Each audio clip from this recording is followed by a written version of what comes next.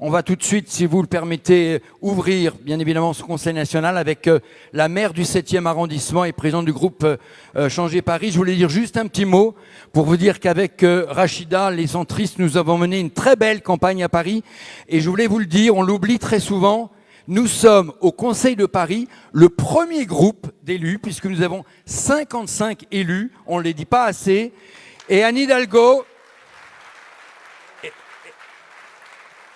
Hidalgo n'a que 54 élus, et donc elle arrive à faire sa majorité grâce à l'accord avec les Verts et les communistes. Mais nous sommes donc le premier groupe d'élus au Conseil de Paris. Je vous demande d'applaudir et de recevoir Rachida Dati.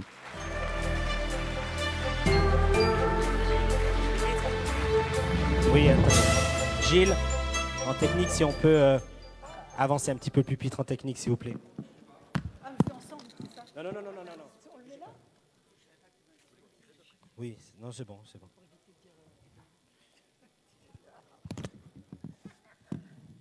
Nous sommes en direct ce matin. Messieurs, dames, Rachida Dati.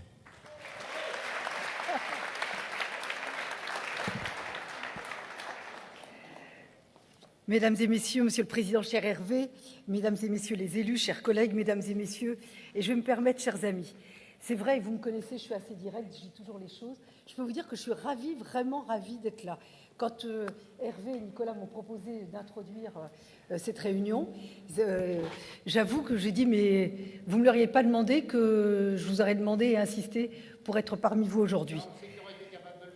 Mais tu m'as empêché de le faire parce que vous m'avez prise de court.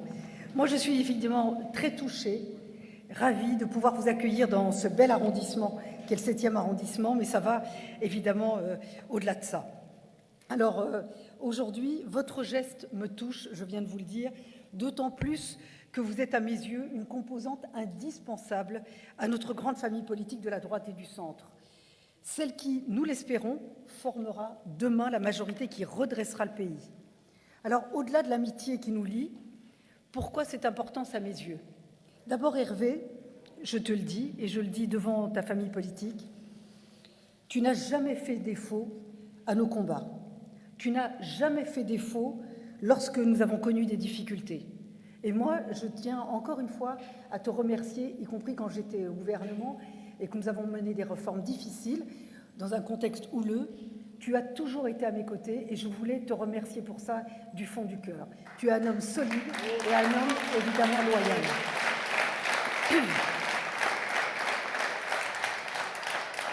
Tu as mené des combats difficiles sans jamais renoncer. Tu nous as toujours soutenus.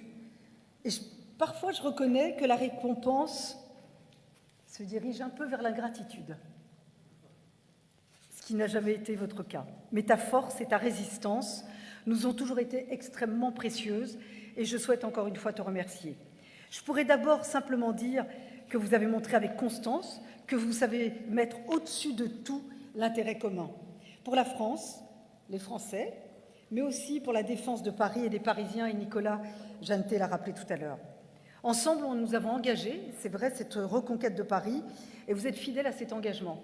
C'est la première fois depuis 2001 qu'à Paris, la droite et le centre, nous avons fait plus de voix que la gauche.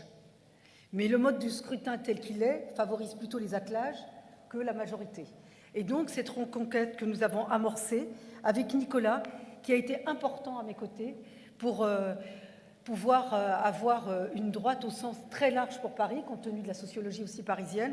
Vous êtes une composante solide et indispensable pour la reconquête parisienne que nous avons entamée. Alors, au-delà du travail en commun, je souhaite aussi saluer particulièrement l'ensemble des élus parisiens du Nouveau Centre, Nicolas au premier chef, René-François Bernard, Véronique Bucaille, Caroline Dubin-Noël, Elisabeth Stieb, Pierre Morin et tous ceux qui sont évidemment conseillers d'arrondissement. Vous êtes précieux car vous êtes les héritiers d'une tradition politique de longue durée, celle qui a été au cœur de la construction européenne, celle qui a su incarner des décennies cette alliance nécessaire entre le libéralisme et le social. Libéralisme politique, bien sûr, face aux idéologies autoritaires. À mes yeux, un ordre juste n'est pas un ordre autoritaire. Libéralisme économique, face à ceux qui ne comprennent pas que l'innovation suppose la liberté des entreprises et non les carcans administratifs. Votre tradition politique, c'est la prise en compte de l'humain, la prise en compte du social. C'est pour ça que je suis très à l'aise avec vous. En ce sens, vous êtes les héritiers de ce qui jadis, mais m'a aussi un peu pétri, a été le christianisme social, où l'on sait que la fraternité doit être entretenue pour que la société tienne. Nous sommes ici de ceux qui pensent que le travail ne doit pas constituer une aliénation, mais qu'il est au contraire un élément primordial de la dignité de chacun. Je suis de celles qui pensent qu'oublier cette tradition du travail social porterait un grand tort à notre famille politique et l'empêcherait d'obtenir la confiance d'une majorité de Français. Le travail social, c'est l'attention à la situation des femmes fragilisées par la crise, comme par la crise des familles. C'est l'attention portée aux mineurs en détresse. Et là, je veux pointer et rendre hommage au travail de Nicolas Jeantet à Paris. C'est un travail extrêmement important, un travail exceptionnel et reconnu à Paris envers notamment les mineurs, mais aussi les migrants en détresse. C'est cette attention portée envers celui qui est différent. C'est une écoute parfois interrogative, souvent constructive, jamais hostile. Ces dernières années, notre pays a été fracturé sous l'effet de chocs les plus violents. Les attentats qui étaient l'expression la plus abjecte du séparatisme et du refus de la fraternité. La crise sanitaire qui a souligné à quel point l'oubli de l'humain a porté un grand tort à la sécurité des Français. Sans oublier les crises sociales qui perdurent, l'oubli de ceux qui travaillent dur, qui a engendré la révolte de ceux que nous avons qualifiés de gilets jaunes. Elle traduit également l'état d'insécurité permanent dans lequel vivent de nombreux Français.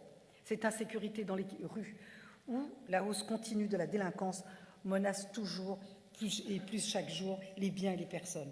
Insécurité juridique, dans un pays où les justiciables n'en peuvent plus d'attendre et vivent dans la crainte de leurs agresseurs. Une insécurité économique, au gré des délocalisations, de la désindustrialisation, du poids excessif des normes. Insécurité sociale, enfin, pour la première fois, la jeune génération craint de vivre moins bien que celle de ses parents. Alors vouloir plus de sécurité dans tous les domaines, c'est justement prendre en compte la dimension humaine de chacun. C'est le cœur de votre projet politique. Chaque Français a droit à la sûreté, à la santé, à l'emploi. C'est cette dimension qu'à mon niveau, par mes prises de position, peut-être aussi en s'appuyant sur mon parcours, que j'essaye de défendre. Je vois en vous des alliés, certes, dans ce débat qui doit irriguer notre famille politique à la veille de grandes échéances. Mais votre voix doit être entendue en ce moment, dans cette droite qu'on essaye de rabougrir, dans cette droite qu'on essaye de qualifier, de replier sur elle-même.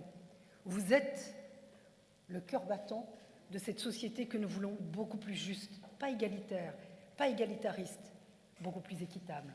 Et je pense qu'à vos côtés, avec vous, mais aussi grâce à vous, cette échéance majeure qui se joue, nous l'emporterons avec vous, ensemble, et je suis sûre qu'aux côtés de Valérie Pécresse, nous nous retrouverons au-delà du premier tour de l'élection présidentielle. Merci.